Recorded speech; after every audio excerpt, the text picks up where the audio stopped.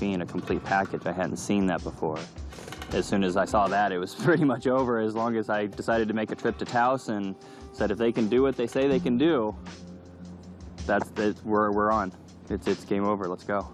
Estaba viajando solo, bajaba de Tijuana y ya conocí a Kat y ella me contó el proyecto de acá, pero no me dijo cuánta gente había y me dijo que venía al día siguiente para ver lo que estaban haciendo y ya vine y vi a todo el mundo acá.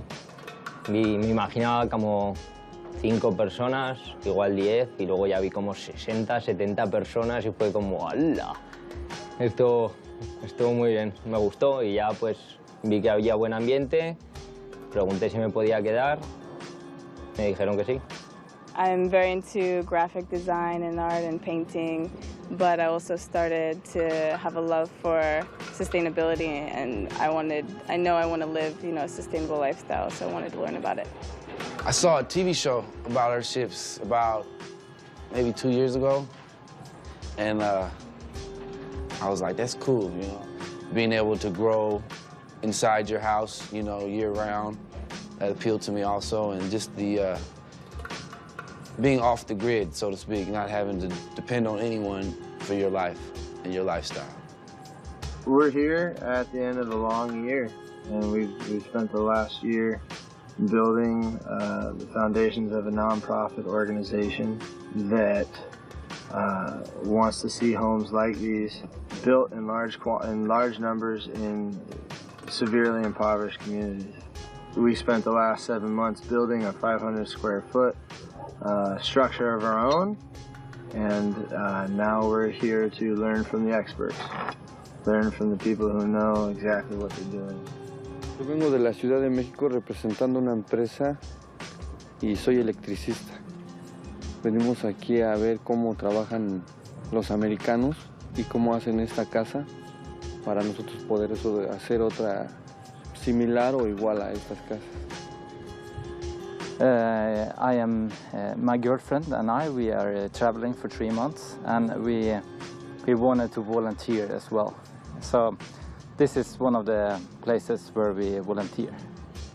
Ana es mi amiga desde hace 4 años y me contó que iba a un proyecto de una casa ecológica.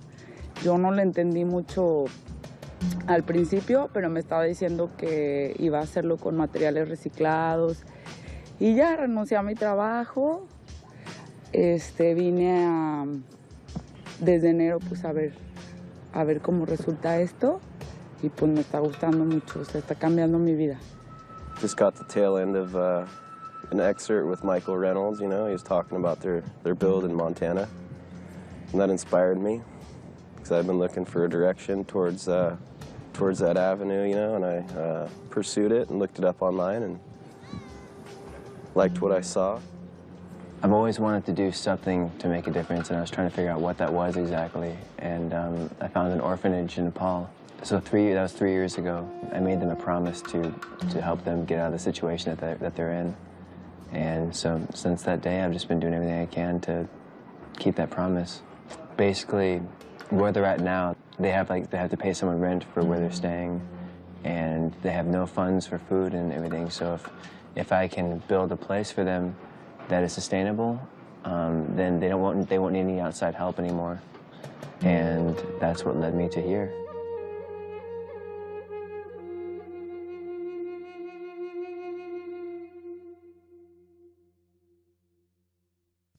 Energy.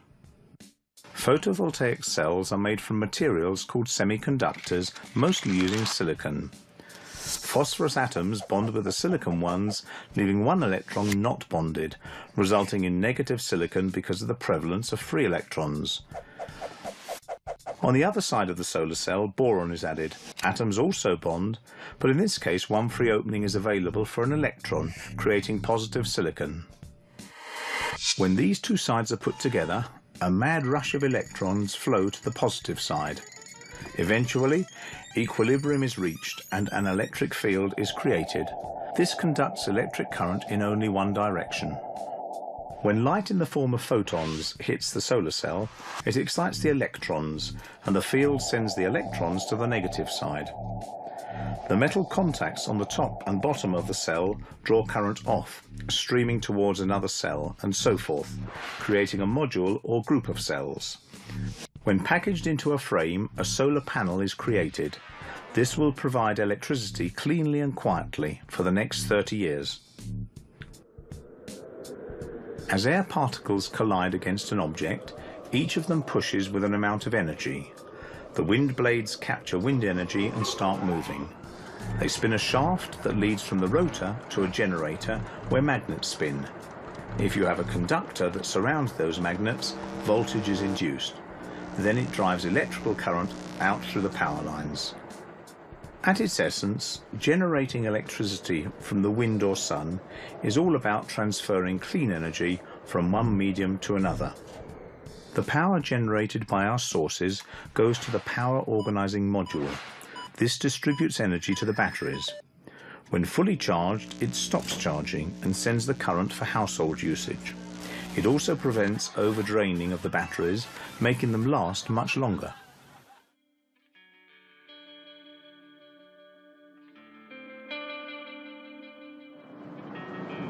La información ahí está. La tecnología ahí está. La gente que quiere ayudar ahí está. ¿Qué falta? Que agarren ustedes y se pongan a hacer vivienda inteligente, vivienda natural. Tienes que agarrar y lanzarte a hacer como puedas, vivienda sustentable.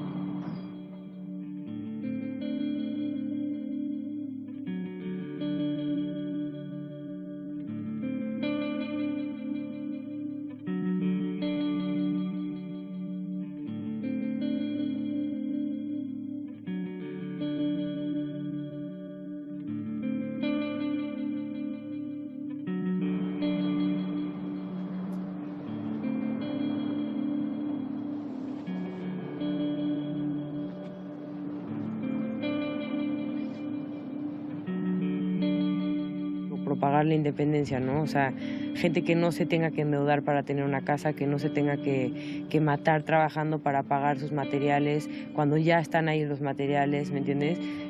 Encontrar una manera inteligente de lidiar con la basura que ya existe, irnos comiendo los basureros hasta crear áreas verdes, ¿me entiendes? Como que purificarnos poco a poco, ese es el plan. Water capture. Clouds move around the world propelled by air currents. For instance, when they rise over mountain ranges, they cool, becoming so saturated with water that water begins to fall as rain, snow, or hail, depending on the temperature of the surrounding air. Water from clouds is captured by the roof and channeled to gravel filters and silt catchers, so when it reaches your cisterns, it's clean. The water from the cisterns is then gravity-fed into a water organizing module that pumps and filters water into a pressure tank for consumption and house usage.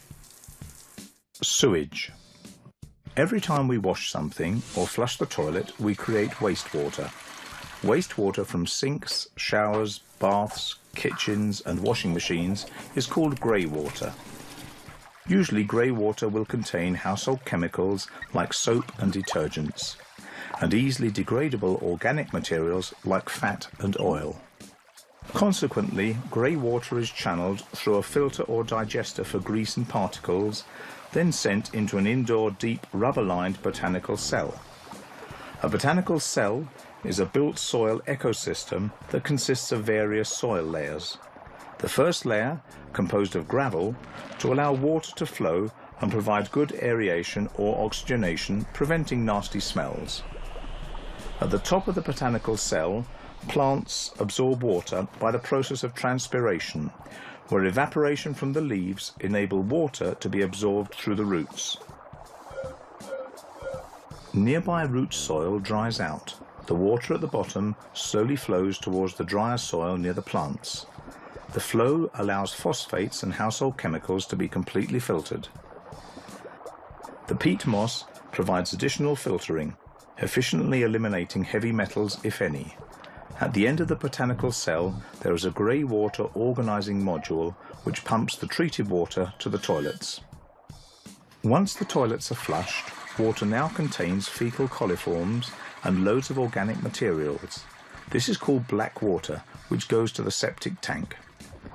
After the liquids are separated from the solids, the treated water is then channeled to an exterior landscaping botanical cell, feeding outdoor plants in the same manner as the grey water botanical cell. In short, Earthships make very efficient use of the captured water by using it 4 times. First, you use it to wash, then to water your indoor garden, then to flush the toilet, then to water your landscaped garden.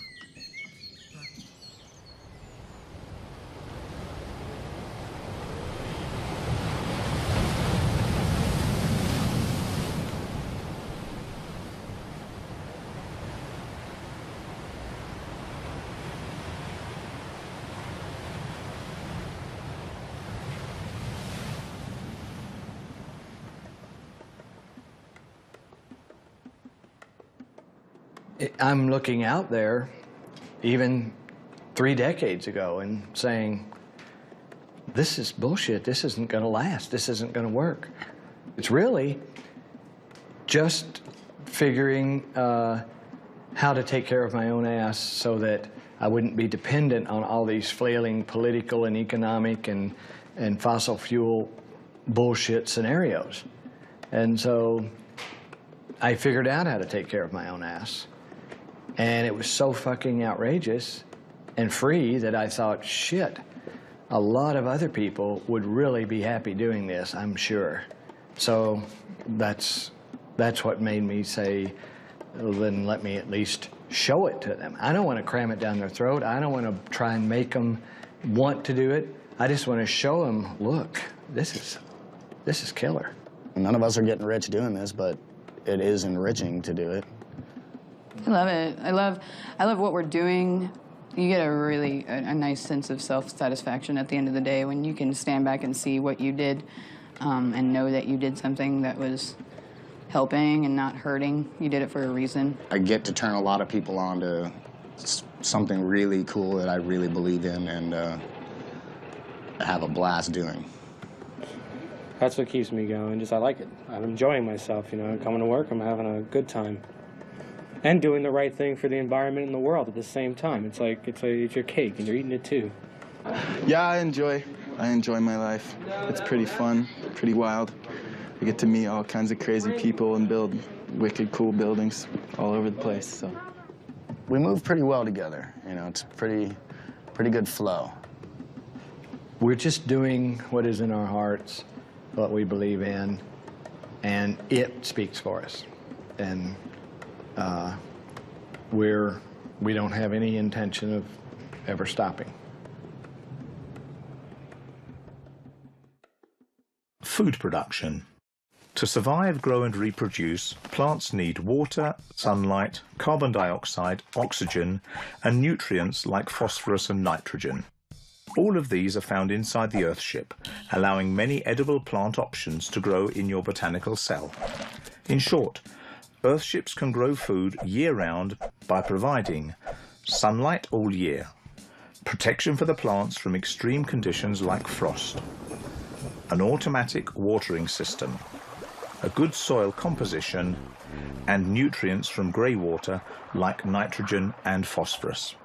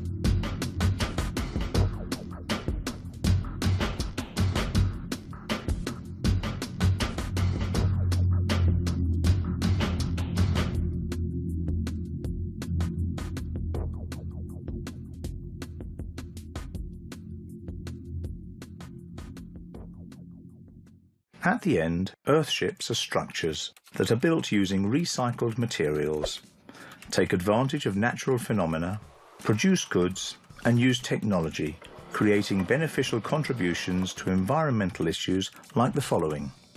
1. Energy consumption. Fossil fuels supply around 90% of the world's commercial energy. This has to stop soon. Earthships reduce energy needs to a minimum by not needing central heating and air conditioning. By generating their own clean energy, they contribute to minimize global warming.